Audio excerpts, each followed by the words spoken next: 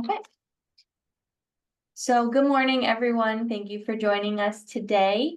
We are here for our CLM webinar series for our October edition. And the topic today is climate and weather impacts and preferential flow effects on manure application. So a quick introduction of the team. This is the OSU Extension Water Quality Team. We put these webinars on bi-monthly. My name is Rachel Cochran. I'm the Water Quality Extension Associate for Paulding, Defiance, and Van Wert counties. And you can see our map of the region here.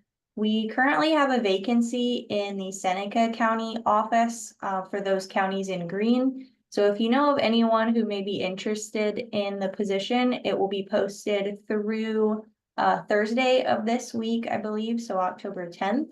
And I will drop the link to that job posting in the chat box here in just a little bit. But thanks for joining us today, and our website here is at the bottom, waterqualityextension.osu.edu. So again, our webinars are hosted the first Mondays of every other month. So our next one after today will be December 2nd, February 3rd, and then April 7th. Stay tuned for upcoming topics and speakers. Those are usually released just a little while before the webinar. And if you have any feedback or suggestions for topics, go ahead and send us an email, and I will also drop that in the chat. So the first of today's three speakers is Dr. Aaron Wilson from The Ohio State University.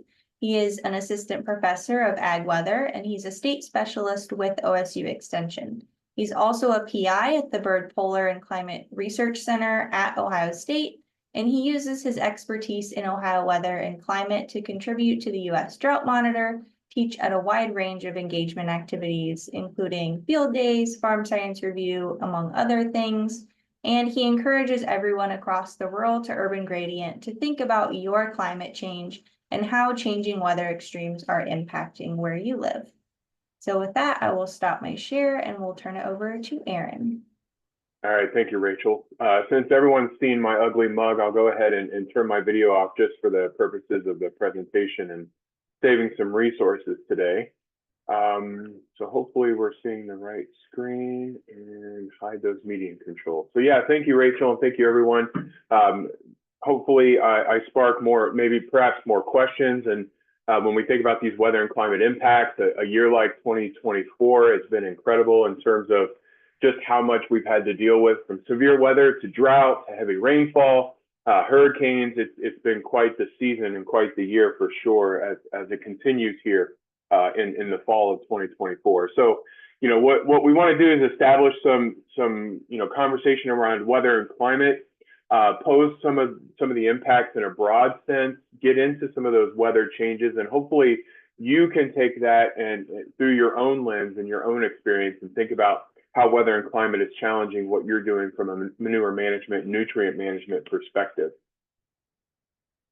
So, we could throw any photo up here. This is from this past June when things were still looking pretty rosy across the state. We had advanced wheat, of course, but really this is meant to say, hey, anytime we show a picture with nice weather or any type of weather, we experience weather with our senses, and pictures can take us back or take us to those periods of time, because that's how we experience weather. That's how us as humans take in those conditions around us. Now, meteorologists, we take a lot of that information, we put it on weather maps, we make forecasts, and actually we do a pretty good job with the forecast, contrary to popular belief.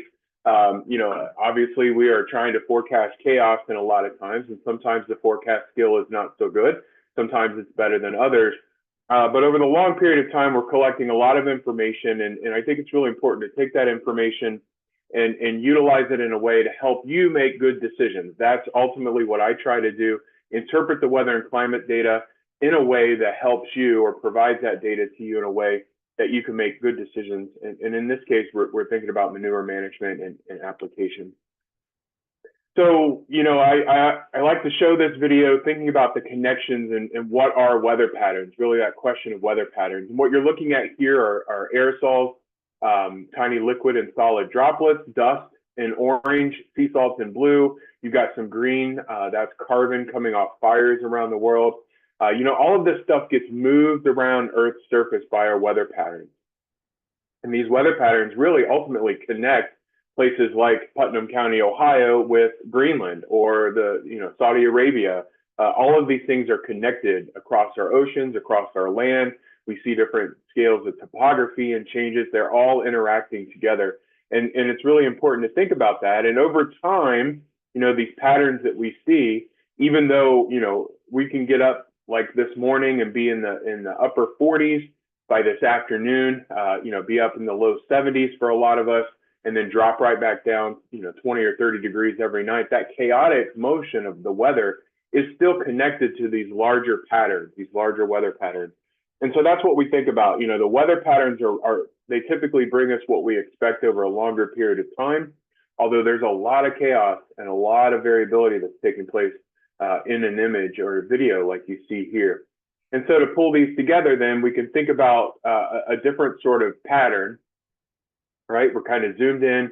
We zoom out and we see that we're walking a dog. And I always like to use this illustration to think about how weather and climate are related. And it's similar to the dog and the dog walker. That dog can move back and forth quite a bit, vary quite a bit. As it's chasing squirrels or looking at fire hydrants or other things. But we can still expect both the dog walker and the dog to be roughly in the same location in a minute or two. And that's based on the path that we see the dog walker taking. So statistically, the mean path of the dog can be defined by the dog walker. So even though there's a lot of chaotic motion with the dog, you can still define that mean path of the dog with the dog walker. And that's how we equate weather and climate. Weather is like the dog, chaotic back and forth. This is how we can go from, say, 42 degrees to -8 a couple Decembers ago in a matter of 12 hours. These are the types of things that we look at in terms of weather and climate. We have that one day where we drop 50 degrees and we're very much below average. But for the entire month of December of 2022, for instance, we were 6 degrees above average, or where those blue footprints are. So I think this is a good way to illustrate these two. So kind of a summary, and I'll show this again at the end, because these are the things that I think we can think about from a weather and climate perspective when it comes to manure management specifically and nutrient management. How does weather and climate affect soil health and microbial activity, right? We think about temperature and moisture impacts on things like nutrient cycling and pH of the soil. These are really critical, right? And so the weather plays a big role with these conditions. Nutrient release and volatilization, right? Rainfall, nutrient leaching, or runoff. We know about higher temperatures and volatilization from the surface supplied manure and things of that nature. Timing and seasonality. We know timing is really important, and seasonality and changes in our seasonality and different seasonal distributions of rainfall, for instance. Wetter seasons may increase runoff risk. Lack of freeze conditions in our soil can increase the potential for runoff, or even changes in frost and freeze cycles can affect soil structure. Dry conditions, which many of us have felt a lot this year, can impede timely incorporation into the soil. So timing and seasonality are all impacted by weather and climate as well. Extreme weather events. We're seeing more and more of these extreme weather events. Big droughts, can limit crop intake of nutrients, and what does that do then to the distribution out in the field? We know flooding can cause all these, runoff and environmental contamination issues, and storm intensity.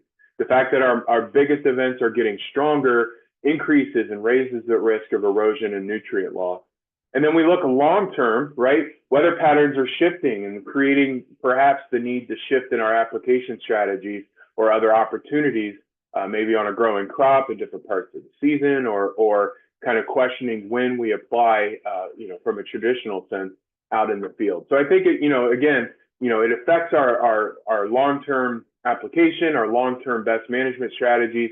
How can we, if we understand these interactions, that will help us continue to increase agricultural productivity and minimize that environmental impact. So let's think about all of these changes that we're seeing that impact those big areas, I think, of manure management that I just spoke about. We know conditions are getting warmer. 2023 was the warmest year since 1850 for the globe. Top 10 warmest years have all occurred since 2014. And right now, through September 2024 is now the warmest year on record. So we're seeing quite a bit of warmth across the entire globe. When we look at the National Climate Assessment, the last National Climate Assessment, it's about a year old now. We know that our temperatures have warmed here in Ohio and across much of the country on an annual basis, but winter warming is far outpacing warmer season like summer.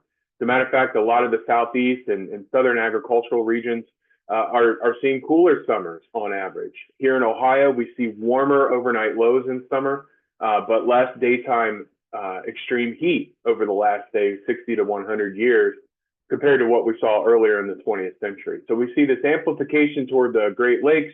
We see strong seasonal differences in our warming as well, where our winters and springs are warming much faster. And then overall, if you look at the rainfall, most areas east of the 100th meridian are increasing in annual precipitation. If you look at the long-term, winter and summer, they're both increasing here, but I want to dig into those more recent trends because I think it's important as well. Changes in extremes. I already hit the temperature extreme changes, fewer hot days in the summer, but fewer cold days and more warmer nights. And any way you slice how you look at precipitation intensity, it's increasing, whether that's the heaviest 1% of days, the 5-year maximum, the annual daily maximum, all of those are increasing, 10 to 15%, and in the heaviest precipitation days, up to 45% across the Midwest. So we know we're seeing those intensifications. Heat waves, right? It may not necessarily be hitting at 100 degrees as often as it did in the early 20th century, but we define a heat wave as 3 days of at least 90-degree weather. We know that heat waves are going to interfere with biophysical functioning of agriculture plants and affect soils as well. And we're seeing more frequent, more intense, and longer duration heat waves. Here in Ohio, you can see the bottom right, that trend since 1989 or 89 through 2018. We're sort of in that low increasing trend in terms of days per year here, where we're increasing the number of heat waves. More to the south and west, but we anticipate that to continue to move in here. So how might heat waves impact conditions from a management perspective, say, when we're side dressing or doing some other things in June? Freeze-thaw cycles that I mentioned, the overall change over the last, the linear trend over the last 30 years, 91 to 2020, is a decrease across the region in our freeze-thaw cycles. And that's largely just due to the overall observed accelerated warming pattern that we're seeing. The 80s, we actually saw an uptick in freeze-thaws, but since then, we've seen a pretty big downward trend in terms of those freeze-thaw cycles. So how does that then impact that soil structure in the winter? How does that impact potential runoff as well? And we project these to continue into the future with the decrease, although there is some uncertainty associated with those future freeze-thaw cycles. We know our freeze-free seasons are increasing.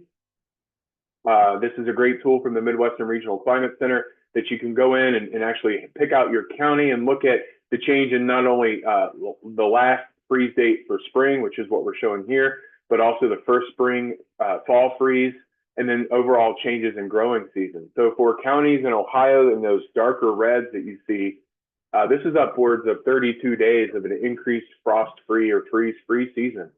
And so that then could have potential when you think about quantity or running or being able to get out into the field and field work days from a manure perspective. We know that regionally, humidity is increasing as well. It's a key factor, obviously, in plant and animal stress, but it's also a measure of the atmospheric water that's available. And so as humidity basically rises, these are looking at dew point trends. Increase in that relative humidity means increase in the specific humidity, the amount of water vapor in the atmosphere means a greater potential for heavier rainfall events. And that's what we're seeing. So again, I told you I wanted to come back to more recent trends in the precip. If you look at the annual precipitation change between our last two normal periods, so it's a way of looking at changes since 1980. Again, we're getting wetter overall with a desertification happening in the Southwest. And this is looking at Ohio's total precip since the late 1800s. This is that dog moving back and forth in the time series that you see on the left-hand side. But there's clearly an upward trend since the 1960s where we're getting more annual rainfall. So even our drought years like 2012, and we'll see where this year shakes out, a drought year like this year is still wetter than most of those drought years we saw in the 1930s and the 1950s in Ohio. We don't see those longer term multi-seasonal droughts. We see intense rainfall followed by intense drought periods that are usually, kind of broken up by the heavier rainfall as well. So more rapid oscillation. This is another thing I want us to think about, rapid oscillations between extreme wet and extreme dry. What impacts might that have on manure management here across Ohio? And again, looking at the seasonality changes, it's important to look at how these different months have changed. And we're kind of characterizing all of winter here with January. We know we're seeing increased precipitation in our winter, a lot more rain event, a lot more rain on snow events when we get these types of events as well. Springtime, we're seeing more rainfall, 10, 15%, upwards of 20% in some areas. Yet in the summertime, those trends really weaken. And as a matter of fact, if you go from Iowa through central Illinois, Indiana, and west central Ohio, we see negative trends since 1980 in terms of our precipitation in summer. So you can get wetter, cooler seasons, our fall, our winter, our spring, and then less rainfall during the summer. What opportunities might that provide us? Or what changes might that? Certainly it has impacts on agriculture, but thinking from a manure perspective, I think it's important to think about these things. We know the intensity is increasing. I've already mentioned this. This is just looking at a single site like Columbus, where we see those 1, 2, 3-inch rainfall events are increasing. We're seeing more of those, over 50 of those every 5 years at this point across central Ohio. And if you look at the extreme risk of rainfall and you include the last 25 years of data, what we call a 1 in 100 year flood event is occurring much more frequently. In Northwest Ohio, it's occurring about once every 20 years at this point. Southwest, it's more like 30 to 40 years in Northwest Ohio, every 20 years in Southwest Ohio, for instance. Now, and we can blow that up and you can see what we call a 1 in 100 year flood event does not occur. It does not include the last 25 years of data. And so those frequencies have changed rapidly here in the last 25 years. We talked about timing, decreasing the timing of production. This is, shouldn't say series 1 and 4, it should say April and October, but these are the downward NASS reported suitable fieldwork days. And we know we've lost about 5 days in April and 5 days in October, and other months we've lost as well in terms of being able to get out into the field and do these activities. Interestingly, we've seen about a half a day increase in our June suitable fieldwork days. So when we think about opportunities, maybe from a manure perspective, can we think about the seasonality and changes in adapting that way as well? So as we look into the future, what we've experienced is a lot of what we expect with an acceleration factor. So overall, we expect temperatures around 2050 to be about 3 or 4 degrees warmer than what we've experienced. And we're going to add another 10 or 15% of rainfall. That means about 3 or 4 more inches per year on top of what we're seeing currently in terms of our past climate. We may not see as many 100-degree days, but the number of 90-degree days are certainly changing, where we can add another 20 to 40 days per year where we see those changes. Again, expecting another month where we're not falling below freezing in terms of wintertime conditions here across the region. And with rainfall and precipitation, we're expecting more during winter and spring and less during summer. So those trends are expected to continue as we move forward. I'll skip over this, but I already mentioned the rapid oscillations or frequency changes going from extremely wet to extremely dry or vice versa are also increasing.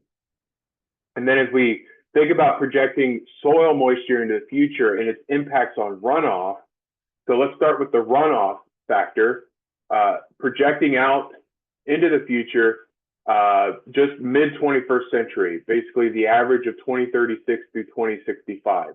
Annual runoff is expected to be higher under various scenarios, whether it's a more high scenario. We talk about emission scenarios, but it's just important to look at different scenarios as we head into the future in terms of climate change.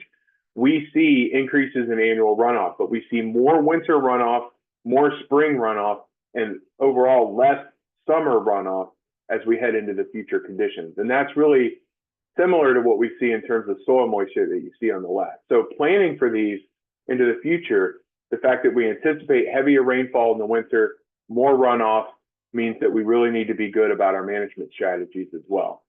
So we're assessing the risk. We know that demand for water and energy is increasing while we're seeing an increased risk of damage in energy and water infrastructure. And I would say, from a manure perspective, our facilities are being impacted by these changes as well.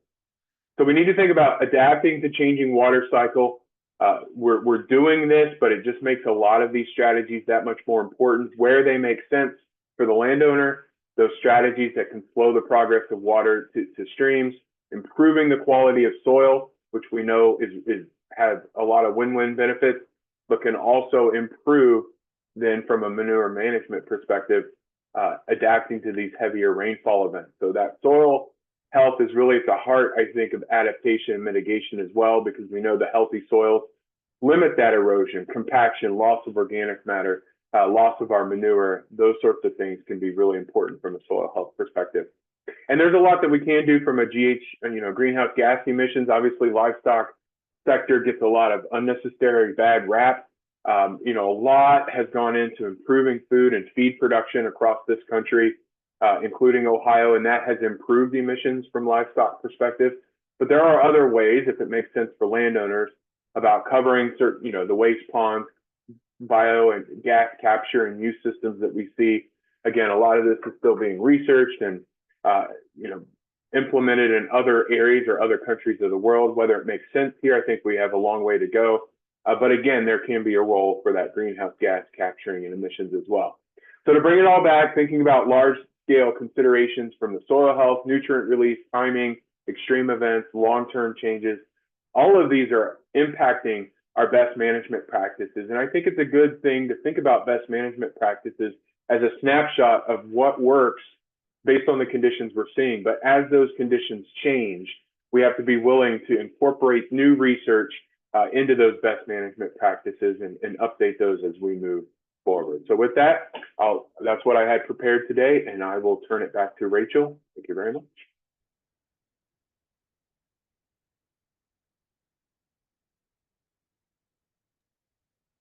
Thank you, Aaron. That was great. Any questions for Dr. Wilson can go into the Q&A feature at the bottom of your screen, and we'll get to those at the very end here. But now we'll turn it over to our second speaker, Dr. Mark Williams with USDA ARS. He is a research agricultural engineer based out of the National Soil Erosion Research Lab in West Lafayette, Indiana. His research focuses on studying water and nutrient transport in tile drain landscapes throughout the Midwest. He is the site lead for the St. Joseph River Watershed Conservation Effects Assessment Project and co-lead for the Eastern Corn Belt Long-Term Agroecosystem Research Network. So with that, we'll turn it over to Mark. Thanks, Rachel. Let me share my screen here.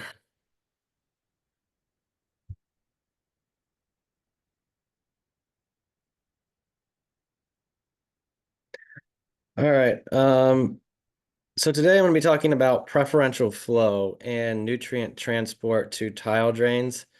A lot of this kind of feeds right off what Aaron was just talking about related to climate change and how water and nutrients move through our fields and landscapes. So to start off, just a little bit about what I'm going to be talking about today. I'm going to be talking a little bit about just basically what is preferential flow and how do we measure it? What conditions like rainfall, rainfall intensity, soil moisture favor preferential flow? And lastly, how does preferential flow impact nutrient transport? So those are the three things we'll be covering today. So just generally, when we think about classifying flow through the soil or subsurface flow, we generally lump it into two different categories, as it's shown on this little cartoon here on the right, either as preferential flow or matrix flow. So I did a little bit of just word association here to say, what do we think of when we think of preferential flow? Usually things that come to mind are rapid or quick, bypass, short-circuiting, and we also often associate preferential flow with either cracks in the soil surface, usually due to drying, or associated with like wormholes and other things like that. But it also could be from root channels and other macropores through the soil.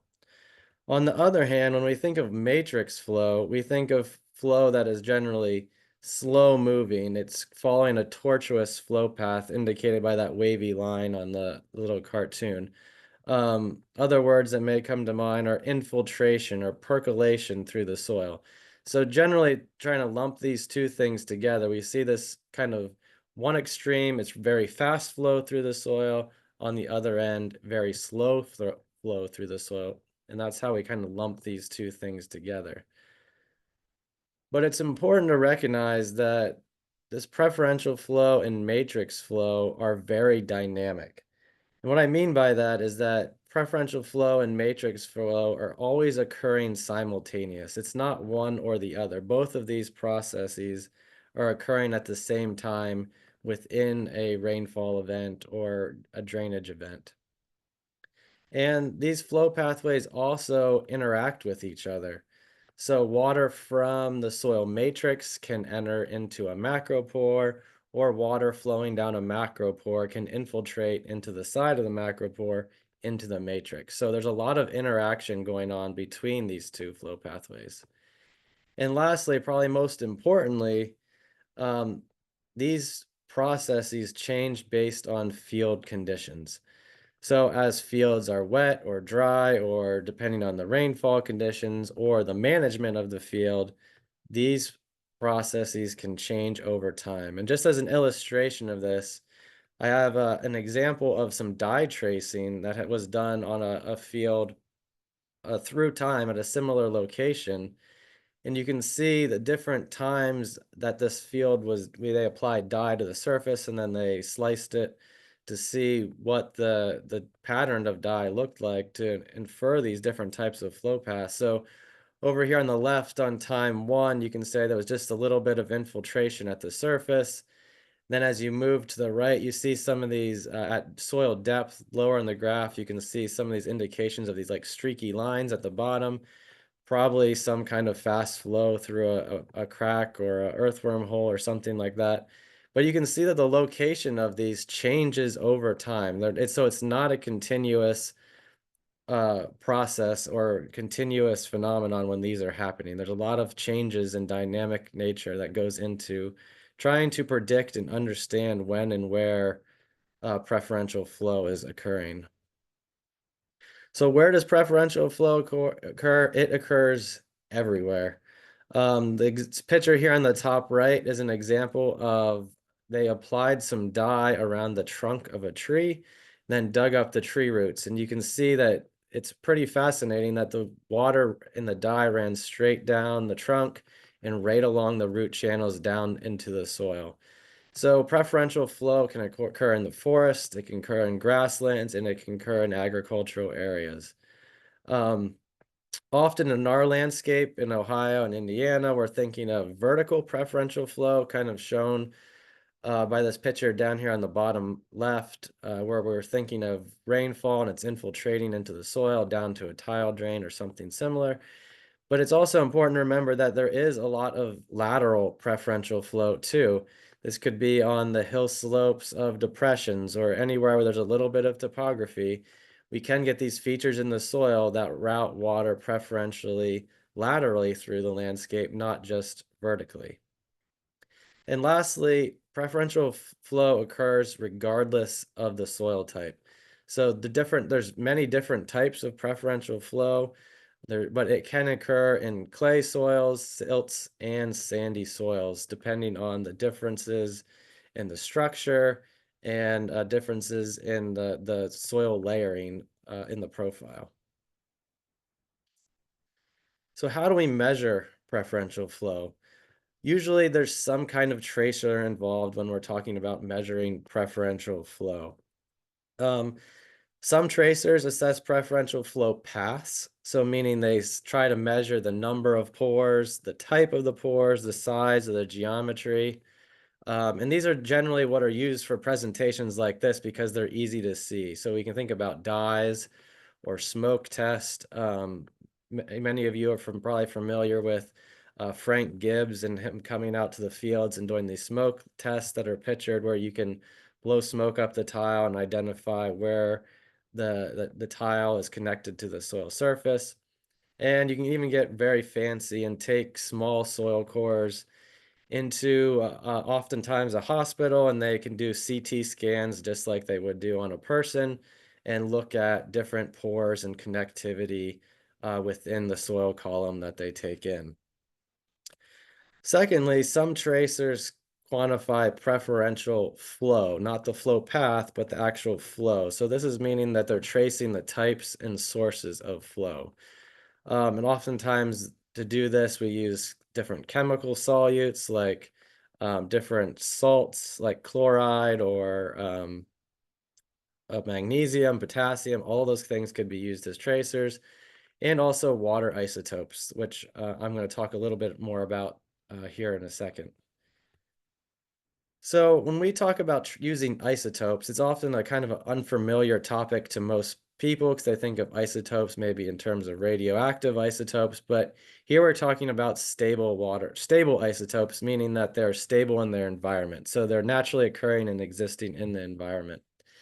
And if you look at the map there on the left and, where we're at here in the Midwest, our precipitation patterns are generally kind of seasonal in nature. You think of this time of the year with hurricanes and such, a lot of our precipitation and rainfall is coming up from the south, coming up through the Gulf of Mexico. But during the winter, maybe springtime, a lot of our precipitation is coming from across the US or across from Canada. And that different sources of water, depending on where that water is coming from, that precipitation can have a different isotopic signature. And as that water, it lands on the soil, it infiltrates into the soil. As that water evaporates from the soil profile, it causes the isotope values to change. And that's because the lightest isotopes evaporate first. So the light isotopes go back into the atmosphere, and the heavier isotopes stay and remain in the soil. And because of this process of seasonal differences in precipitation, source, and also the evaporation that occurs in fields, we can get these different changes with depth and through time, and we can use that to separate different sources of water and where they're coming from. So when we think about how we trace preferential flow with with these isotopes, we generally can distinguish three different sources of water within a soil profile. We can separate the precipitation from either shallow soil water, so think of water within the top 8 inches of the profile, and also we can separate water that's generally below tile depth and what I'm going to call here as groundwater. And as we get a rainfall event, these different sources of water are mixing with each other. So you can imagine rainfall, the precipitation, it's infiltrating, it's mixing with that shallow soil water. And then as the shallow soil water and precipitation migrate down through the profile, the water table is rising, and all these three sources of water are mixing together to determine what is ultimately the discharge coming out of the pipe. So oftentimes we think of, it rains, we see tile discharge, that discharge from the tile is the rainfall we just received, and that's not usually the case. So on average, we've done some studies looking at, well, what's the residence time of water within fields, and the average age of water coming out of tile drains is about 245 days old. So it's not just that recent rainfall that is coming and being discharged, it's that recent rainfall mixing with and mobilizing water that's been stored within the soil profile over time. So if we look at some field data, so in this study we were looking at daily tile discharge and water quality from one of our long-term field sites up in DeKalb County, Indiana, just a little bit north of Fort Wayne, right on the Ohio-Indiana border. And we were looking at precipitation and groundwater and soil water and trying to measure these different sources and how it contributes to tile drain discharge. And what we found is that tile water is mostly groundwater, some soil water, and just a little bit of precipitation. So this graph on the bottom shows a time series of the different sampling dates across about 2.5 years. And the total bars, the orange, yellow, and blue combined, would be the total tile discharge, while the gray bars would be your precipitation. But the colors indicate what the different sources of water that were occurring. So you can see that there's a lot of orange bars followed by a little bit of yellow, and in most cases, just a little bit of precip was directly making it into the tile drains.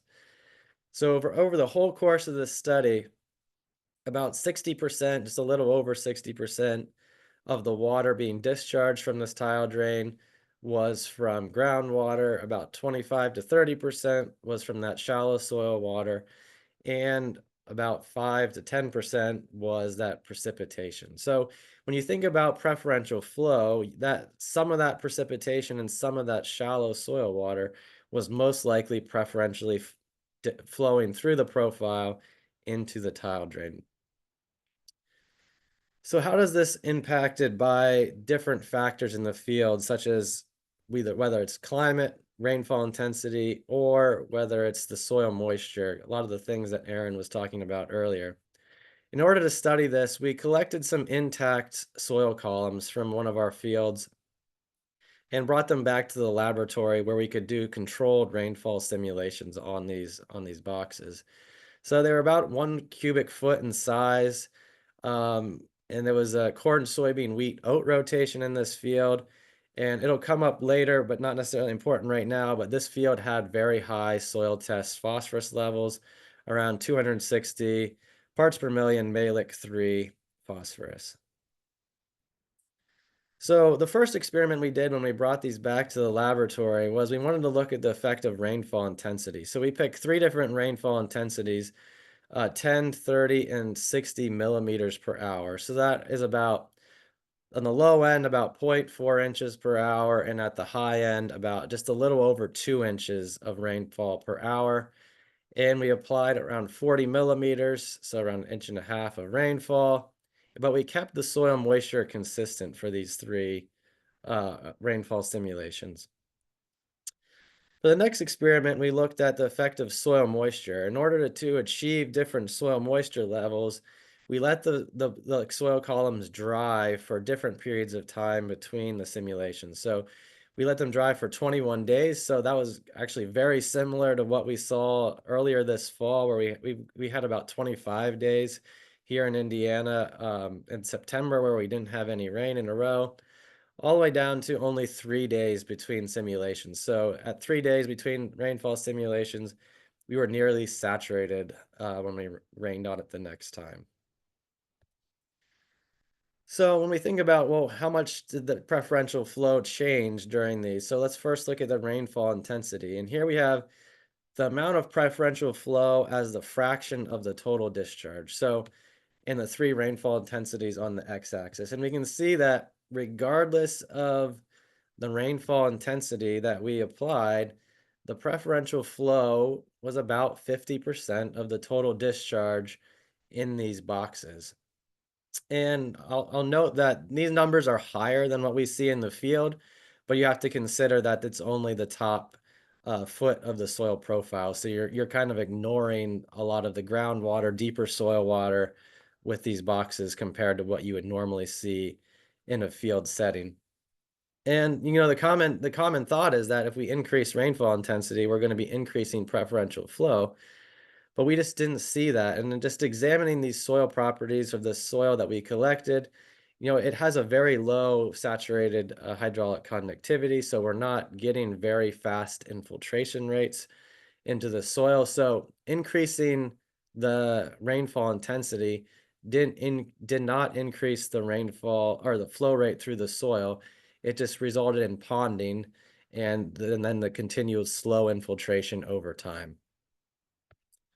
But when we looked at soil moisture, they're looking at the days since last rainfall, we did see that the driest conditions at 21 days led to more preferential flow than the wettest conditions at 3 days. And there was a pretty linear drop there with increasing moisture, preferential flow, the percentage of the total discharge continued to decrease. And that's because during those wettest conditions, we had a lot of water already stored in the profile. So as it was raining, that new rainfall onto the soil surface was mobilizing a lot of that soil water in the boxes already, and that was being discharged out of the bottom of the soil columns, along with some of this new rainwater. So how does this impact phosphorus transport? Well, if we think about, there's two really different sources of phosphorus in our fields. We could have fertilizer, P, when that would be either fertilizer or manure that was just applied. It hasn't really been equilibrated with the soil.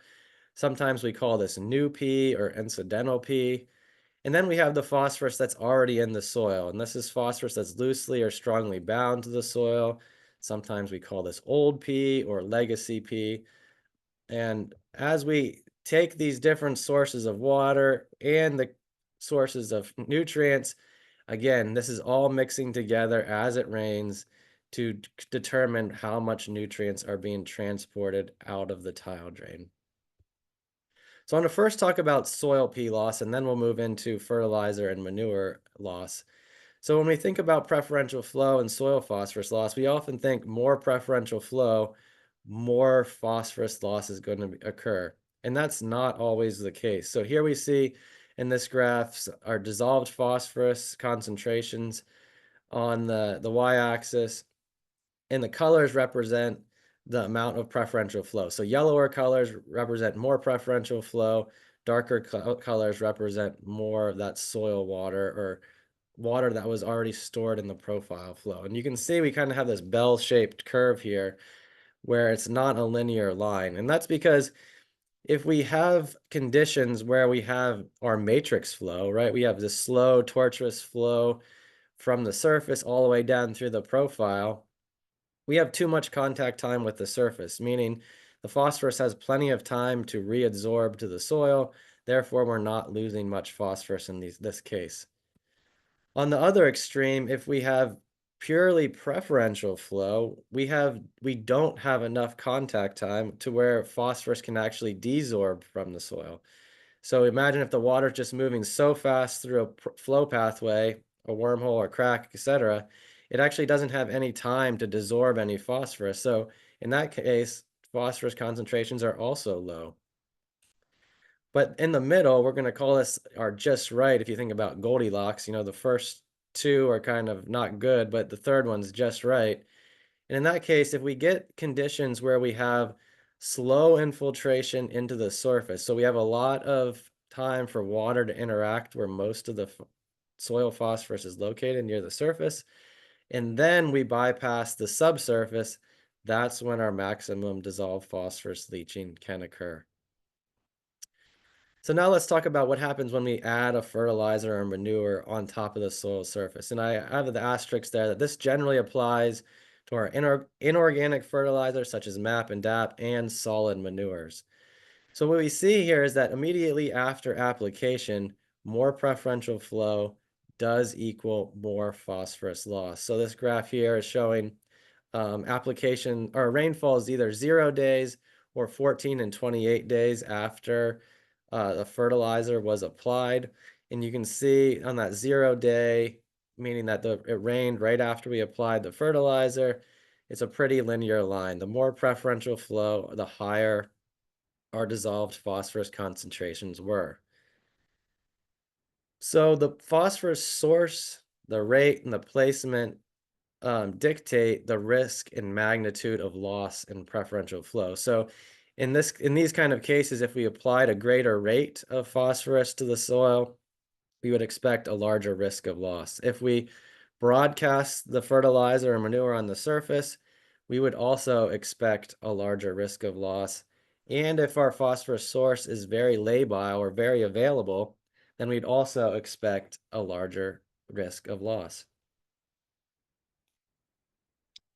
So I separate out liquid manure application here as a special kind of caveat to this, in that during liquid manure application, the high water content depending on the application rate and field conditions, manure can be delivered to tile drains during application. So because the liquid manure kind of behaves like water at a high enough application rate, that manure can flow down preferential flow pathways directly to the tile drains. And colleagues over at the Soil Drainage Unit in Columbus, Ohio, have looked at their edge of field data, and across several hundred monitored phosphorus applications, late fall broadcast liquid manure represents the greatest risk of phosphorus loss of all the different types of applications that they looked at. So when we think about practices to decrease fertilizer and manure losses via preferential flow, it's important to think about incorporating or injecting our fertilizer and manure. This increases our soil nutrient contact, and it can also disrupt or disconnect fertilizer from those potential preferential flow pathways. We also want to avoid application prior to large storm events or winter application. So one of the largest losses of nutrients via preferential flow occur after a winter or fall or winter broadcast application. And that's because generally this time of year, late fall, we generally see dry conditions when there's some cracking on the surface, so we can get more preferential flow. And depending on the freeze thaw conditions during the winter, we can also see significant preferential flow during the winter because depending on how the soil freezes and what the moisture content of the soil was when it froze. And lastly, for liquid manure applications, it's important to consider things like sealing off surface inlets to prevent direct flow of manure into the tile drain network during application, and also using control structures at the edge of the field to prevent that direct loss of manure from the tile drain. So in summary, I'm just going to wrap up here. Preferential flow is dynamic and occurs everywhere, which makes measuring it and predicting it especially challenging. Preferential flow typically accounts for about 10 to 40% of our annual tile discharge. More preferential flow does not always mean more nutrient loss, but after application, we generally see that more nutrient loss is associated with preferential flow. And the phosphorus source, the rate, and the placement, so thinking about 4Rs, really dictate the risk and magnitude of loss in preferential flow pathways. So greater application rates, broadcast applications, and sources that have a high availability of phosphorus equal generally a larger risk in phosphorus loss. And I think we'll do questions later, but if you have any questions after this, here's my contact email information, and it's easiest to get a hold of me through email. So thank you. Awesome. Thank you so much, Mark. That was super informative. If anyone has any questions for Dr. Williams, go ahead and put those down in the Q&A and we'll get to them at the very end. And we'll turn it over next to our last speaker of the day. We'll have Sam Mullins from ODA come in. He is the chief of the Division of Livestock Environmental Permitting. So with that, we'll turn it over to Sam. Obviously, it shows I didn't provide a bio like you requested. All right, so I'm going to cover probably a lot of things that Mark touched on, but with really a strong focus on liquid manure application and also tie in some regulatory aspects as well. So I'm going to go ahead and start sharing my screen here and get moving.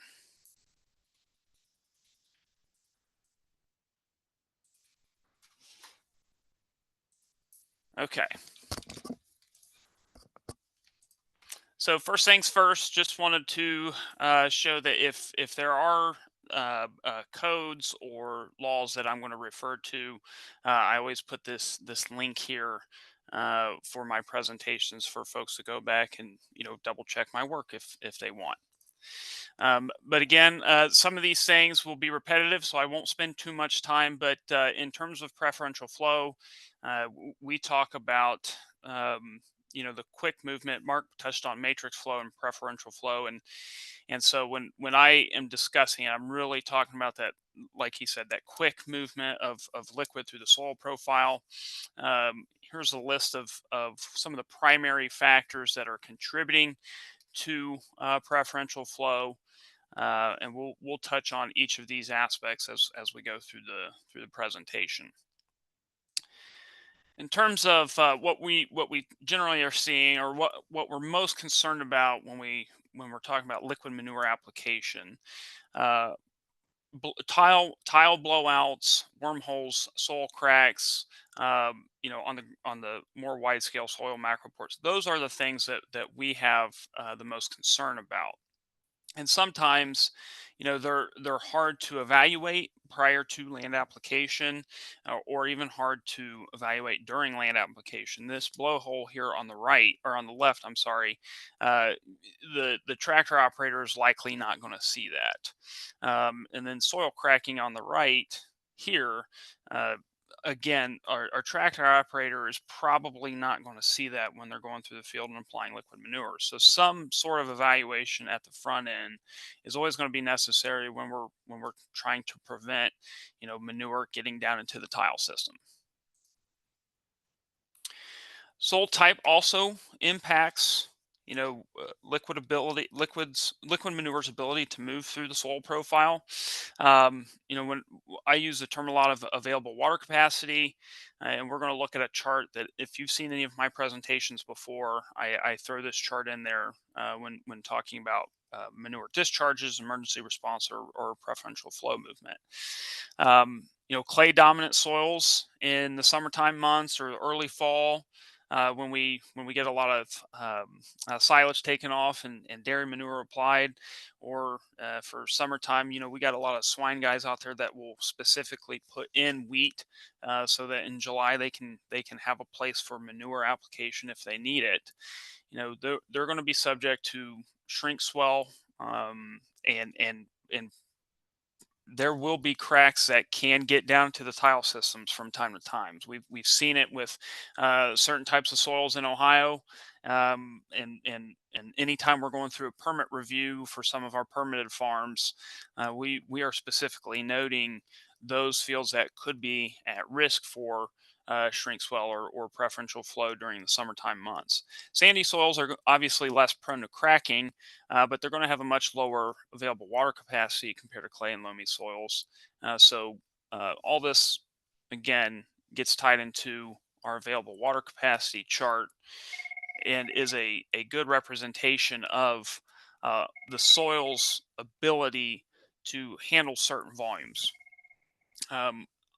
For our requirements, all CLMs handling liquid manure, all permitted farms handling liquid manure, there has to be an available water capacity evaluation prior to land application. This is giving you kind of the what's my maximum application rate just from a sheer volume standpoint before we should see before the soil will have meat capacity from a liquid standpoint. And in Ohio, in fact, in what we typically see, land application manure is going to occur in this range, this 25 to 75% soil moisture range. Now, this is a qualitative assessment. We are looking at how the soil is going to interact in your hands as you're let's say, messing with it. Generally, I'm going to tell folks, sorry, my my phones are going off. I keep telling folks, get an 8-inch probe, or get an 8-inch, measure of the soil. Pull that probe out, mess with it in your hands. You still have to have some sort of idea of what soil type you're dealing with, whether it's sandy loam or sandy clay or something.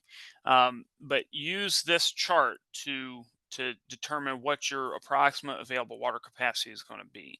This is going to be the volume that brings up that field to field capacity, and it's not going to have the ability to really hold on any more liquid in that instant there.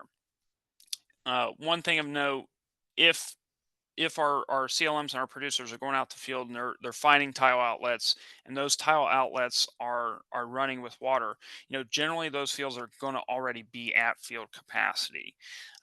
So I always, say let's proceed with caution if you already have tile outlets discharging water prior to land application. Tillage practices, both prior to manure application and during manure application do have an impact on preferential flow paths. Um, you know, if we're looking at a no-till system, we should be expecting that there's going to be a high prevalence of preferential flow paths in the field. And as we know, Northwest Ohio, if we have no-till fields, those fields are likely going to have subsurface drainage. So we need to be cautious of those systems. And a lot of times we can't do incorporation or immediate injection, and so our where we are protected the most is making sure that we have monitoring requirements. If those fields do have drainage control structures, like Mark mentioned, we need to be closing those. We need to be following setbacks and make sure that we don't have any surface inlets that can take on manure, things of that nature.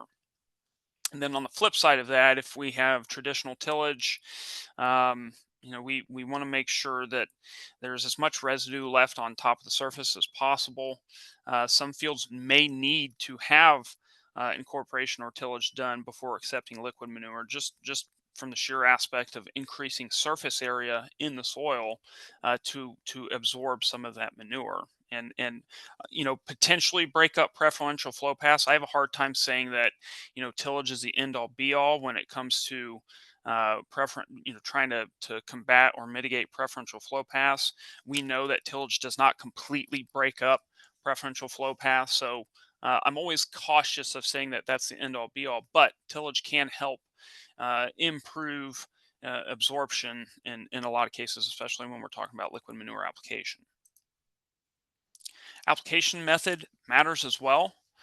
The goal should always be a uniform application, especially if you're broadcasting manure.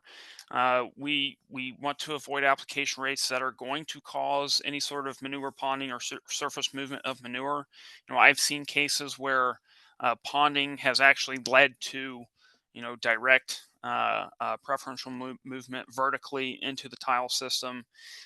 So obviously, looking at we have rules and laws in place that actually require a reduction in application rate if we have surface movement of manure or if we have ponding in the manure.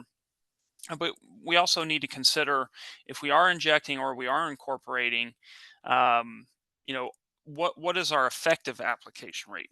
If we're injecting in trenches at 8,000 gallons per acre, the effective application rate in those trenches is going to be much higher than 8,000 gallons per acre. So we would be promoting both horizontal and vertical movement of manure in those trenches if we have high application rates. So we have also seen that in cases where soil conditions look ideal. They're in that 25 to 50% available water capacity range or soil moisture range. Sorry. And we are still seeing vertical movement of that soil or of that manure in the soil if we have high injection application rates. And then also we've seen issues where injection, we're never going to recommend injection below 3 to 5 inches. We know it happens from time to time where we might have injection of manure slightly below 5 inches, but at no point should we be injecting manure below 8 inches. I have seen several cases of injection lower than 8 inches where again it's finding these preferential flow paths and it's getting down to the tile almost immediately. Crop residues, again, if we have tillage or incorporation, we need to try and leave as much residue on the on the surface as possible. Again, this helps with erosion, but also helps with absorption of the manure. And if you're applying manure to a growing crop or cover crop, whether that's center pivot application or we're using the new Rain 360 units out in the field, root systems also create those preferential flow paths to varying degrees as well.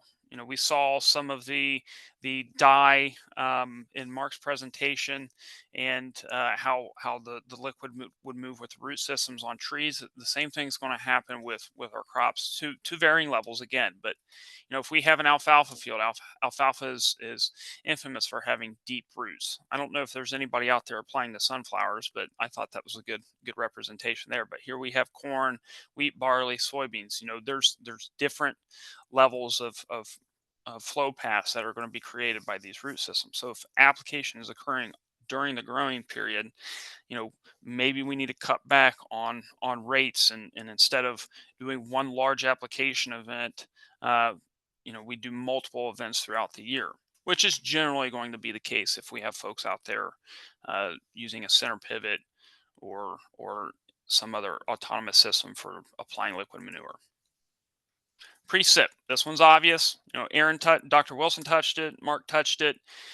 We have laws against applying before certain rain events. I think a lot of CLMs and producers miss the fact that we do require some sort of documentation of weather prior to land application. Applying manure immediately before rain events is going to give us concerns for both surface runoff and movement of the manure through the soil profile. But we're also concerned if you're going to be applying to wetter fields. If again, if we have the available water capacity assessment, if you're in a wet field, I feel like I'm kind of contradicting something Mark said in his one presentation, but I still think this holds true. If we have a wet field already and we're adding more liquid to it, that's just going to promote movement of manure through the soil profile. And if it's not manure that's getting directly into the tile, then we may have, we're causing nutrient to get through the soil profile in a much quicker time frame if we're applying manure to wet fields. So this one's kind of obvious. All three of us have touched on all three presenters have touched on it at some aspect, but as CLMs, as permitted facilities, what your laws are. Follow those forecast restrictions, and in any case, we'll kind of touch on how we might mitigate some of those problems. So again, I think again we've all looked at why do we care about preferential flow? From a sheer application standpoint, where we're looking at these application events, for us, a lot of times it's a concern about manure discharge and emergency response during those application events. Obviously, nutrient leaching is a big one too. With liquid manures, we have low nutrient concentration, and if we're trying to achieve nutrient needs of the crop, we're going to be applying a lot of a high application rate in a lot of cases. And to drive the point home that these are complex systems, every field, even from year to year, is going to have different levels of characteristics that are going to impact how that liquid manure is moving through the soil profile during land application events. So,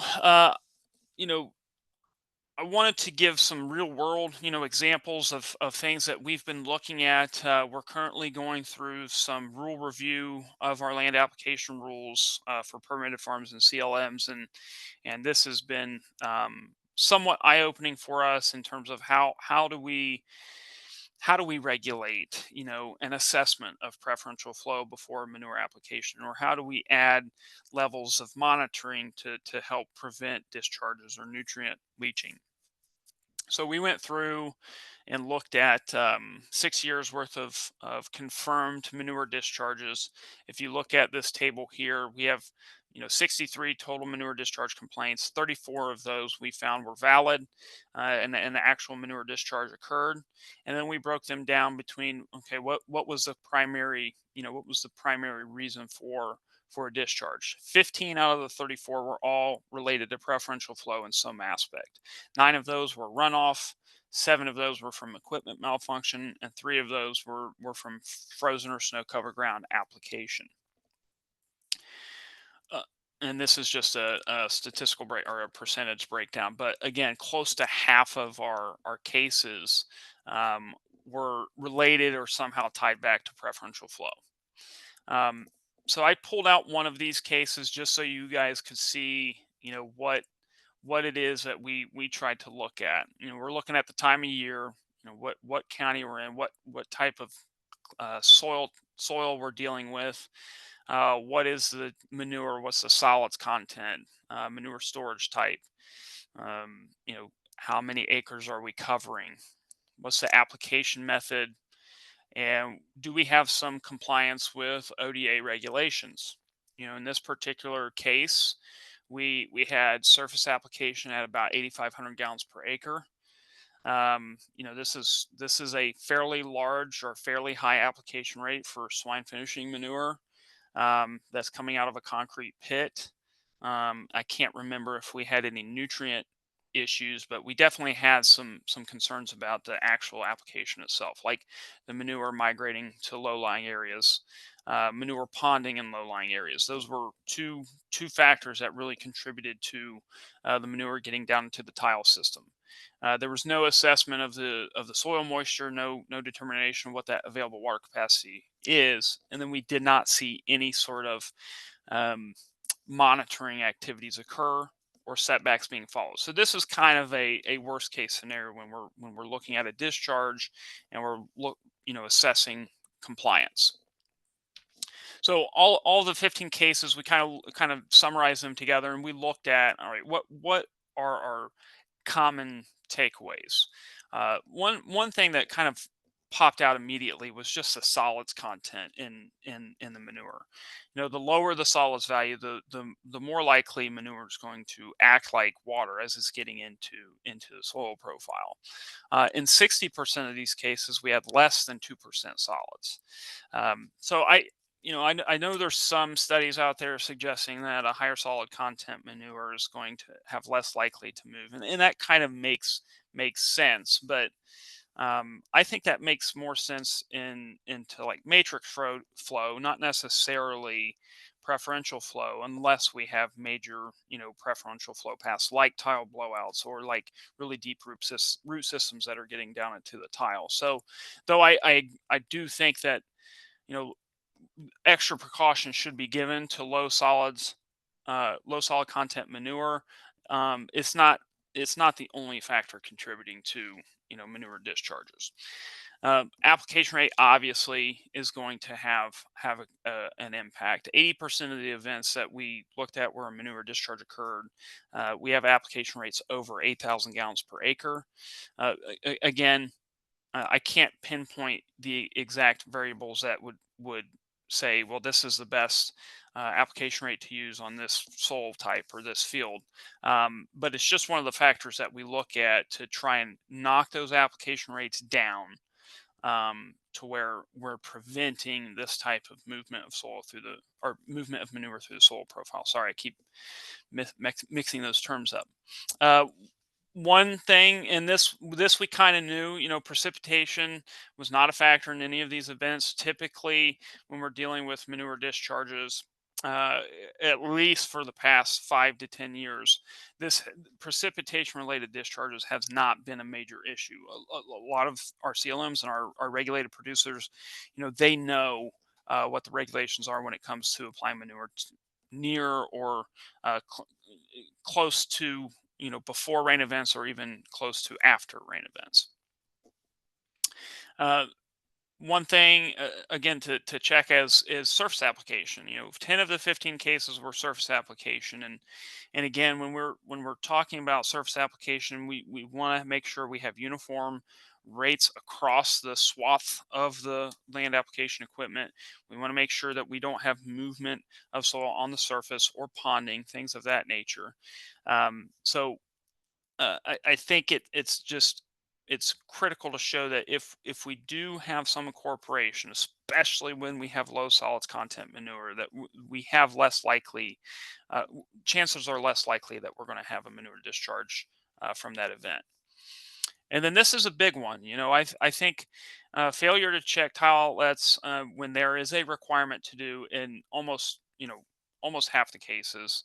Um, is a problem for me. You know, I think monitoring, particularly when we see a high prevalence of liquid manure getting applied on top of no-till fields, that it is vital to be checking tile outlets to make sure that manure is not quickly getting into the tile system. I'm running out of time a little bit here, but I'll just quickly go through this. Some of this has already been touched upon. So identify and monitor tile outlets at every single land application event, even if you're applying solid manure. You know, it is nice to check tile outlets, especially after the first rainfall, to make sure we do not have immediate impact. Obviously, avoid applying before, during, or after a rainfall event.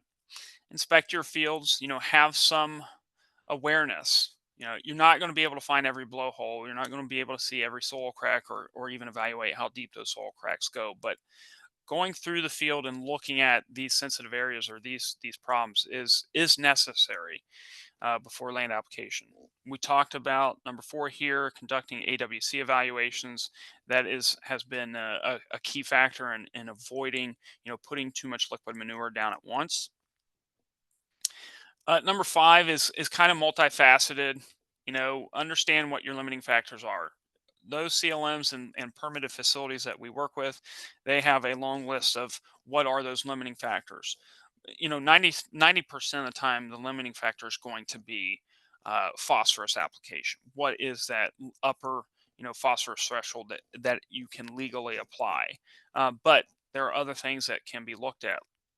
For example, tiled fields, we cannot exceed 13,500 gallons per acre. Number 6, reduce application rates to avoid manure ponding or surface movement. Number 7, till the surface 3 to 5 inches deep to promote absorption, but leave as much residue on the surface as possible. And if you're injecting, do not go lower than 8 inches. Know the manure characteristics. You know, liquid manure with low solids content have a higher probability of moving through the soil profile. We've seen that both in the examples that we looked at. Again, I don't know if it's necessarily just a preferential flow thing, because high solids liquid manures can move preferentially to tile systems, but we know that it's more likely to move quicker when we have lower solids. This is kind of a big one too. If we have fields that have a history of manure discharges in it, and it's caused through, you know, tile system, you know, manure moving to the tile system, extra caution needs to be given. You know, either avoiding those fields altogether, or coming up with other monitoring practices is a benefit. And then number 11 there is again, just wanted to emphasize monitor, monitor, monitor. We see more no-till fields, more liquid application in no-till fields, and we need to have a good monitoring program in place for those land application events. I did leave I had a video on here about one of Frank Gibbs's smoke demonstrations where he smokes a tile. If you just go to YouTube and type in smoke test for Frank Gibbs, this is the first thing that pops up. So for the sake of time, I'll move on to the end of my presentation.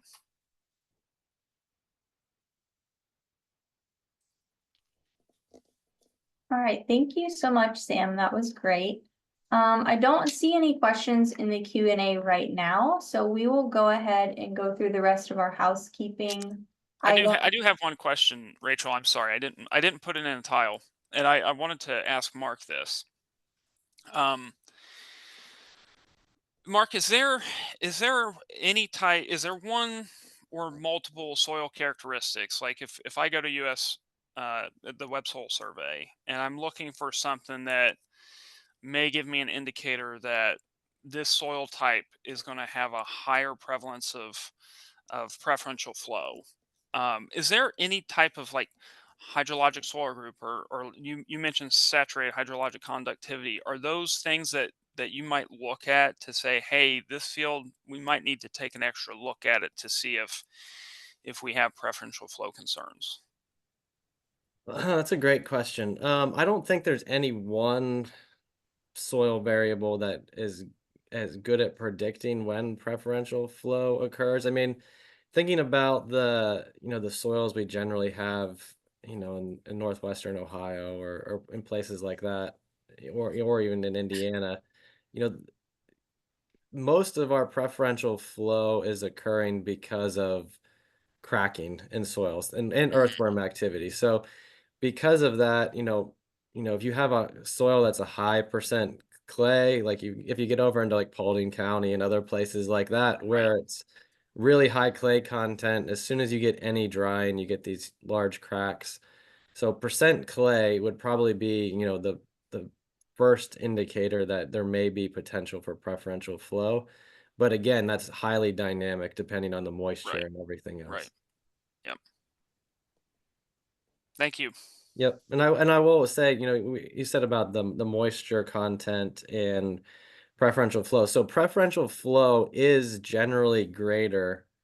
The total, like the volume of preferential flow is greater when the conditions are wetter, but the proportion of the total discharge is lower because there's other water essentially being Yep. diluted by the water that's already there. So preferential flow increases with wetness, but it's a smaller fraction of the total discharge.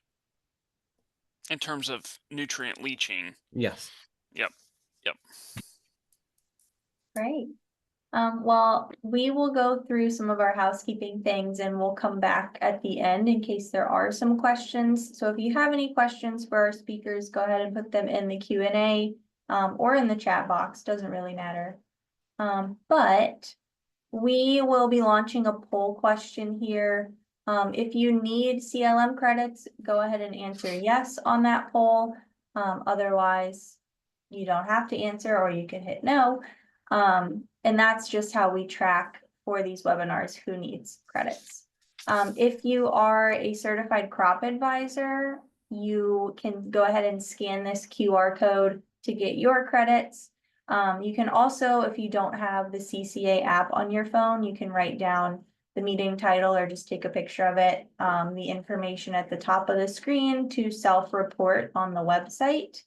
If you have any issues with either CLM or CCA credits, feel free to drop a message in the chat, or you can email me after the webinar at cochran.474@osu.edu, and we can help you address those. So we will leave that up for just a minute here. I don't see any questions that have come through. But I did have a couple questions. So for Aaron, I know changes in weather patterns, they're happening, right? You mentioned that very clearly in your talk. How do you think these messages are getting relayed to farmers, applicators, things like that? How are they taking those from what you've seen? And are we seeing changes in methods for different farming practices? That's a great question. I think, overall, the message I think is well received. I mean, at this point over the last 6-7 years, I've given a lot of talks throughout the state. We've got a lot of regional movement on this as well across the entire North Central region in terms of how do we get this information into producers' hands. And I think of late, it's just really challenging folks to think about how are we going to adapt. I don't have the answers to what strategies work when and where, and we know that research is ongoing. But just being cognizant of the fact that we are seeing changes in seasonal distribution, we're seeing changes in those intense rainfall events, and then pairing it with like Mark and Sam today that bring really that expertise down to the level of the applicator. I think that is effective, right? It is effective. It's increasingly effective in terms of how we incorporate the climate information into the decision makers' hands, and so I've seen a positive response from that.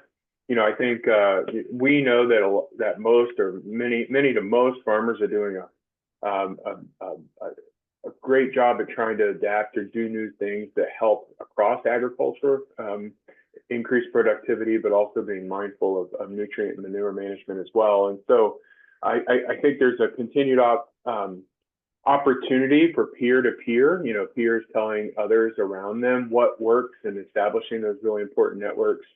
That's always important. And then what we try to do from a climate information is, Extension is a trusted advisor, but there are many advisors, crop advisors and seed consultants and, our specialists, and having that information integrated is a better word, across, a lot of different voices can then reach the communities, I think, in an increased capacity. And so I think all of those things are leading toward a greater understanding of how weather and climate plays into some of the agricultural decisions that, farmers are meteorologists. They know temperature and precip and soil moisture and wind speeds very well, and having that added information can help improve decisions. And I think we're seeing that. Great. Awesome. Well, it's definitely good to see that, it's being well received, that people are adapting and not just saying, oh, that can't be the case. So that's definitely a good thing. I had a question that was sent to me in the chat box, and this will be for Mark. So thinking back to some of your graphics about, what proportion of the tile outlet water is groundwater and things like that, how were you able to find out kind of the age of that water? Did you use any sort of special type of equipment or anything like that? Yeah, so I mean, so the way we did that was with those isotopes. Sorry about that. Oh, that's okay.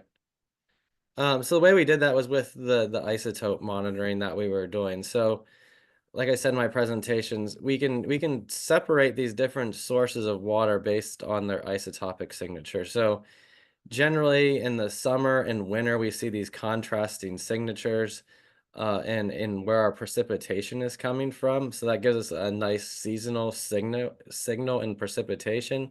And then with evaporation, like I said, as water evaporates from the soil, the lightest isotopes evaporate first. So as we think about it over time, like after a rainfall event or trying to trace the sources of water seasonally, looking at where the rainfall is coming from, we can use these different signatures and essentially try to unmix where the tile water is coming from. So we have, all these signatures, and that's what we're trying to do. It's kind of like a puzzle. You're trying to unmix the whole, which is the tile discharge, back into its individual components. Does that answer your question? Yeah, I think so. So it's not any specific equipment. It's still just collecting water samples and analyzing them. In this case, on the isotope analyzer. Okay. Awesome. Well, I'm not seeing any further questions, so we will just go ahead and wrap up. So thank you both to our presenters and our attendees today for joining us today. Our next CLM webinar will be held on Monday, December 2nd at this same time slot. And the recording of today's webinar will be made available on YouTube, and we should be sending that link out to all of our registrants. And any questions or comments from today's webinar, feel free to reach out to our team at the email here on the screen. But with that, that's all we have for you today. So thanks so much again for joining us. Thank you, guys. Thank you. Thanks.